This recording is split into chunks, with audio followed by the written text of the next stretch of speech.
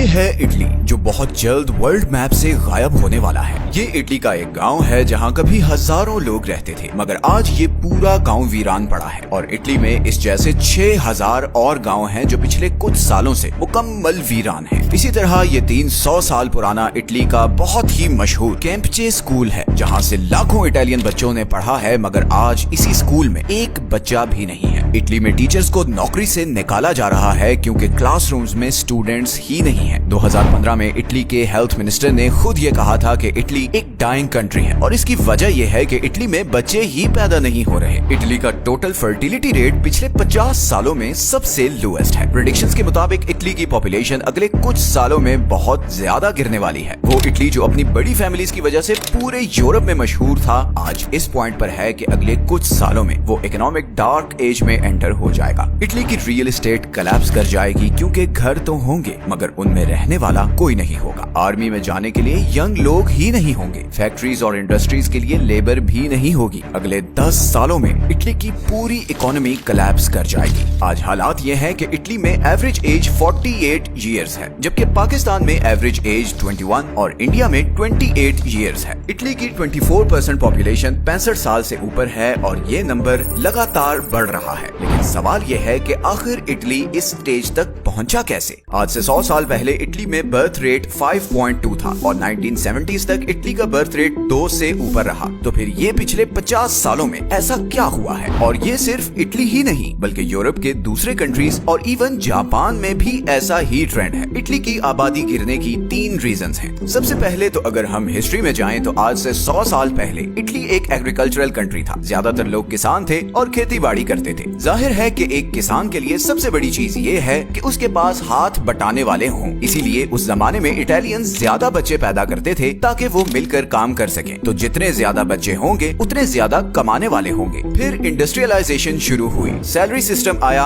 अब 2 बच्चे इतना कमा रहे थे जितना पहले 5 बच्चे कमाते थे। और फिर आखिर वर्ल्ड वॉर 2 के बाद जब इटली की रिकवरी हुई तो उसने सोशल वेलफेयर सिस्टम इंट्रोड्यूस करवाया। अब बच्चे पेरेंट्स की नहीं बल्कि स्टेट की रिस्पॉन्सिबिलिटी थी। उनकी एजुकेशन, हेल्थ सब कुछ स्टेट फंड करती थी। तो लोगों के पास अब ज्यादा बच्चे पैदा करने का कोई इंसेंटिव नहीं रह गया था। इसीलिए 1950s के बाद से इटली में बर्थ रेट गिरता गया और ये ऐसा ट्रेंड है जो सिर्फ इटली ही नहीं बल्कि पूरी दुनिया में देखने को मिला है। सिवाय अफ्रीका के पूरी दुनिया में 1980s के बाद से फर्टिलिटी रेट गिरता जा रहा है। अब अगर हम स्पेसिफिकली इटली की बात करें तो गवर्नमेंट की कुछ पॉलिसीज भी ऐसी हैं कि यंग लोग बच्चा पैदा करने से कतराते हैं। अब जैसे इटली में एक कॉन्सेप्ट है ब्लैंक रेजिग्नेशन, जो हर औरत को जॉब से पहले साइन करना होता है। ब्लैंक रेजिग्नेशन का मतलब ये है कि जैसे ही कोई भी फीमेल वर्कर प्रेग्नेंट होगी वो कंपनी किसी भी नोटिस या रीजन के बगैर उसे फायर कर सकती है। अब एक ऐसा कंट्री जहाँ की 41% औरतें जॉब करती हों, वहाँ पर जब ऐसी पॉलिसी होगी तो कौन औरत बच्चा पैदा करेगी? यही वजह है कि इटालियन फैमिलीज जॉब की वजह से शादी और बच्चे डिले करती हैं। एक और दूसरी बड़ी वजह यह है कि इटली में बाकी यूरोप की तरह चाइल्ड बर्थ नेशनैलिटी नहीं है। मतलब ये कि अगर आप इमिग्रेंट हैं और नॉन इटालियन हैं और आपका बच्चा इटली में पैदा हो तो उसे फौरन इटालियन नेशनैलिटी नहीं मिलेगी। अब जैसे अमेरिका और बाकी यूरोपियन कंट्रीज में तो आपका बच्चा ऑटोमेटिकली नेशनल बन जाता है, इटली में ऐसा कोई चक्कर नहीं। और यही वजह है कि इटली में रहने वाले इमिग्रेंट्स थोड़ा अरसा वहाँ गुजारने के बाद नॉर्दर्न यूरोप की तरफ मूव कर जाते हैं। अब ऐसा कंट्री जहाँ पर पहले ही यंग जनरेशन की कमी है, वहाँ ऐसे लॉज सिचुएशन को मजीद खराब कर रहे हैं। गो के अब इटालियन गवर्नमेंट इन लॉज को रिवाइज करने का सोच रही है, क्योंकि जो सिचुएशन चल रही है, अगर इमिग्रेंट्स भी जाते रहे तो इटली में काम करने वाला कोई रहेगा ही नहीं। वहाँ पर सिर्फ रिटायर्ड लोग होंगे जिनका पेंशन जनरेट करने के लिए कोई यंग लोग नहीं होंगे। और इसी तरह इटली का हेल्थ सेक्टर भी ओवरबर्डन्ड हो जाएगा, क्योंकि इतने बूढ़े लोगों की देखभाल के लिए डॉक्टर्स और नर्सेज भी नहीं होंगी। इटली में पॉपुलेशन क्राइसिस की तीसरी बहुत बड़ी वजह इटली का जॉब कल्चर है। OECD की रिसर्च के मुताबिक 18 से 34 साल के 70% इटालियंस फाइनेंशियली अपने पेरेंट्स पर डिपेंडेंट हैं। UN की एक रिपोर्ट के मुताबिक इटली में 43% जॉब्स नॉन परमानेंट हैं, और इसकी वजह यह है कि पिछले 10 सालों में इटली में 3 रिसेशंस आ चुकी हैं और आज इटली का डेट टू GDP रेशो 145% तक बढ़ चुका है, जिसका मतलब ये है कि हर 1 रुपए की कमाई के बाद इटली को अपने एक्सपेंसेस कवर करने के लिए 145 रुपए का लोन लेना पड़ता है। आज इटली का हाल ये है कि जिस कंट्री ने पिज्जा शुरू किया उसी कंट्री में डोमिनोज ने अपने सारे स्टोर्स कस्टमर्स ना होने की वजह से बंद कर दिए हैं। ऐसे हालात हालात में यंग लोगों को फाइनेंशियली इंडिपेंडेंट होते होते बहुत टाइम लग जाता है और इसीलिए वो शादी भी लेट कर रहे हैं। 2002 में इटली में शादी करने वाले मर्दों की एवरेज एज 31 साल थी, जो कि अब 2024 में 37 साल तक पहुंच चुकी है। अब अगर ये सिचुएशन ऐसी ही रही तो इटली एक डार्क एज में एंटर हो जाएगा। ऐसे में इटली की गवर्नमेंट को स्वीडन वाला मॉडल फॉलो करना होगा। स्वीडन भी आज से कुछ साल पहले इटली वाली पोजीशन में ही था। फिर स्वीडिश गवर्नमेंट ने चाइल्ड केयर पॉलिसी अनाउंस की, जिसके अकॉर्डिंग जिस कपल के जितने बच्चे होंगे उन्हें उतनी ही सब्सिडी मिलेगी। इसी तरह स्वीडन पेरेंटल लीव इंट्रोड्यूस करवाने वाला पहला कंट्री था। 1974 में स्वीडन ने ये लॉ पास किया कि बच्चा पैदा होने के बाद माँ और बाप दोनों 16 महीने की पेड लीव मस्ट लेंगे। ये 1.5 साल की लीव बनती है और यही वजह है कि स्वीडन ने अपना गिरता हुआ बर्थ रेट सक्सेसफुली कंट्रोल किया। इसी तरह इटली को अपनी इमिग्रेशन पॉलिसीज में भी रिलैक्सेशन करनी होगी। फीमेल एम्प्लॉइज को ब्लैंक रेजिग्नेशन जैसी चीजों से बचाना होगा। अगर अगले 5 सालों में इटली अपना बर्थ रेट 2.1 तक ना ला सका तो इसके नताइज बहुत ही भयानक होंगे। ग्लोबल लेवल पर भी इलॉन मस्क बार बार ये कह रहा है कि ह्यूमैनिटी के लिए सबसे बड़ा खतरा पॉपुलेशन कोलैप्स है और ये बात बड़ी अजीब लगती है बिकॉज साइंटिस्ट तो हमें यही बताते आए हैं कि पॉपुलेशन एक्सप्लोजन होने जा रहा है और अगले 100 सालों में आबादी 16 बिलियन तक पहुंच जाएगी, लेकिन रियलिटी टोटली ऑपोजिट है। 1980s के बाद से पूरी दुनिया में इवन पाकिस्तान और इंडिया में भी बर्थ रेट गिर रहा है। 1990 में पाकिस्तान में बर्थ रेट 6.3 था, जो आज 3.4 पर आ चुका है। तो वर्ल्ड पॉपुलेशन अगले 20 सालों में पीक करने वाली है और फिर 2050 के बाद सारी प्रेडिक्शंस के बिल्कुल ऑपोजिट, वर्ल्ड पॉपुलेशन गिरना शुरू हो जाएगी। Japan, Italy, America, UK, France, Germany